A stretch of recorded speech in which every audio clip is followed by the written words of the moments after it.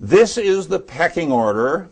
This is the order of authority that was established by the founders when they had their, they created the Declaration of Independence in 1774, 75, long in there, 76. The patriotic fever was really building in this country, and through those years. And they developed, they created the Declaration of Independence and went to war with King George and the British Army. And when they won that war, they put up the Articles of Confederation, but then there were some weak things about the Federation, and so in 1787, they had the Constitutional Convention in Philadelphia, and they wrote the Constitution for the United States of America. The Constitution for the United States of America is down here. It's the supreme law. It is the law that governs government. Now, they taught me in school that I had constitutional rights, and we hear this all the time. The lawyers talk about our constitutional rights. Way back in the 70s, I got the jolt of my life. I said, I don't have any constitutional rights. I don't have any constitutional rights. The only people that have constitutional rights are the people under the Constitution, the people working for government. My rights are constitutionally secured. From God. Our rights come from our Creator. And that's why we have God's law at the top. Now, everybody would like to live in an orderly society. And they say, well, oh no, you got to keep God out of this because we have separation of church and state. What I'm saying is this: if you want an orderly society, you're going to have to more or less understand the Ten Commandments.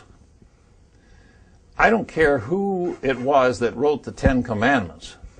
They understood what it took, the ingredients you must have in place to have an orderly society. And so I put that as the highest law. The founders of this country understood that, and they explained it. Laws of common sense. How much common sense do we have today in our country? Very little. And the laws of grammar.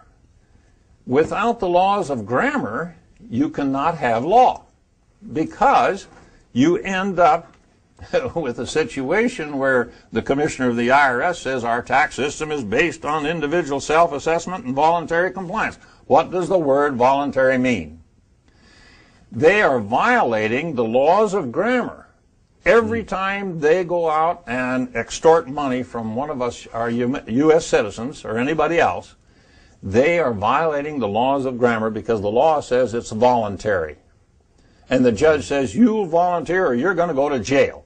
Well, that's not good. That's a real bad situation.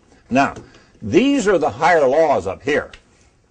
These are the higher laws, and you and I, we the people, we're here.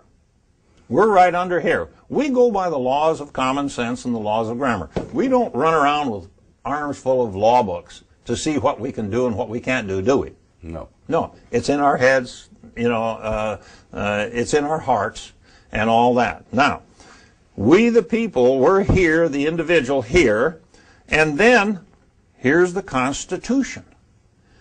And this is so hard for the American people to understand, it seems, that you and I are above the Constitution.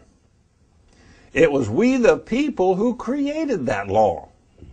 And they said this law is going to be the supreme law of the land. In other words, all of the laws passed by the U.S. Congress, all of the decisions by the courts and everything, they're all down here.